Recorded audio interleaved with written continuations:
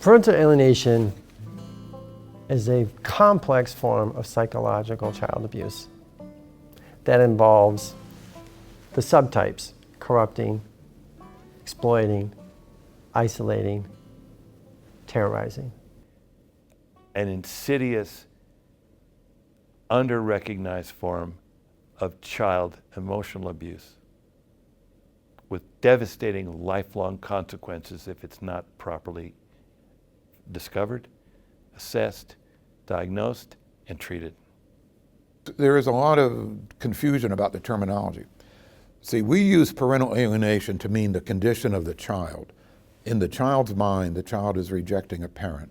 So it's the condition of the child, and the relationship between the child and the rejected parent is the alienation. What happens between the child and the alienating parent is we call alienating behaviors. So other people use other words for the child and the alienating parent. But so we wouldn't say that parental alienation is child abuse.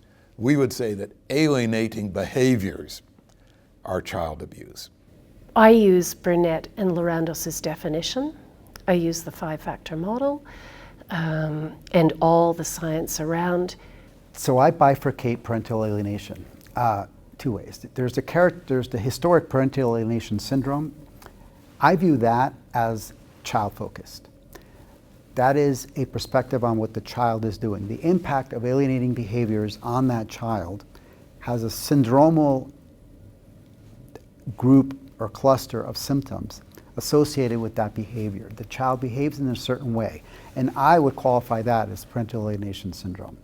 Parental alienation, I would characterize as the behaviors on the alienating parent. What do they do to try to alienate the child from the other parent? So that's how I bifurcate the two. And the behaviors are certainly child abuse for the most part, certainly in severe cases. It's child psychological abuse, and there's lots of literature on the adverse childhood experiences that are associated with that. And when we talk about corrupting emotional abuse, that refers to the brainwashing component that frequently occurs in children who become alienated. In so many cases, if not most, there's not been any reason for that child to be so illogically disconnected when they've had a relationship up until the point of departure due to the separation of the parents. And that time frame between being exposed to corrupting emotional abuse, saying bad things about the other parent, to the point where they get completely brainwashed, it can be compressed, it can be expanded, depending on exposure and the impact. It is child abuse, it's child psychological abuse, it's family violence, it's the weaponizing of a child to target injury to the target parent and the relationship with the child. It's family violence, and it's terrorizing emotional abuse, and it's corrupting emotional abuse. You're teaching the child corruptive behaviors. You're corrupting the child's programming on how you're supposed to treat people in a family. In a mild case, I don't think we would say that. But if the alienating behaviors are severe and repetitive and insistent, and if the child's rejection of the parent is severe, then we would probably say that's child abuse for the parent to create that problem in the child. And we would say, what's the treatment?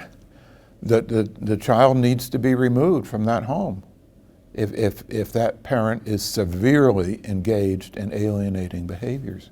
It's just like any other kind of abuse. If there's physical abuse, the child needs to be removed. Or if there's sexual abuse, the child needs to be removed from that parent. So if there's severe alienating behaviors, the child needs to be removed from that parent. Instrumental aggression and reactive aggression, usually instrumental aggression is associated with creating terror. Hence, terrorizing emotional abuse. Any behaviors that make a child feel unduly afraid in a situation where they didn't do anything to warrant being terrorized for. Moderate alienation, in my mind, could be characterized as child neglect from a certain perspective, but it's a case-by-case thing. Under the rubric of parental alienation, I would not necessarily characterize all parental alienation as child abuse. If it's modest, subconscious, inadvertent, and it's just a parent that needs some advice or some parenting classes on how to avoid comments that they may feel but that they don't understand may create a loyalty conflict for the child. That parent usually wants to do no harm, and in that case, is it child abuse what they're doing? However, on the other end of the spectrum, if their behavior is severe, if they are an obsessive alienator, as Dr. Miller would say, there it's usually, in my mind, clearly child abuse, because the conduct is terrorizing children, the conduct is creating loyalty conflicts, neglecting the child's feelings, invalidating their reality, because many alienators will say, I know you experienced this about dad or mom, but it's not true. This is what you should be experiencing. And in a borderline case, that's an invalidating behavior that they learned from perhaps a borderline parent, and they're passing that on to their child. And so many of the things that severe alienators do are without question severe psychological child abuse. So parental alienation comes from emotional abuse of a child, which can happen from family violence, but it's still emotional abuse and sometimes physical abuse. To engage in severe degree of alienating behaviors, you are so determined and you're so angry and you're so vengeful that it's an abnormal mental state. And so these people, sadly, can be evaluated, and usually they have some form of personality disorder, or at least traits, severe personality traits. Sometimes it's called antisocial traits, or sometimes it's called narcissistic, or sometimes it's called borderline personality, because these people, their whole perception of the world and of relationships is disturbed.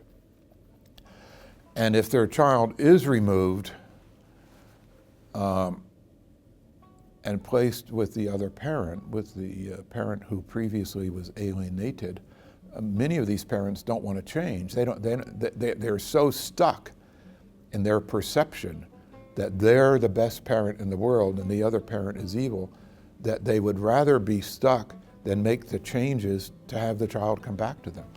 It's a very difficult situation, and these people are just absolutely convinced that they're right.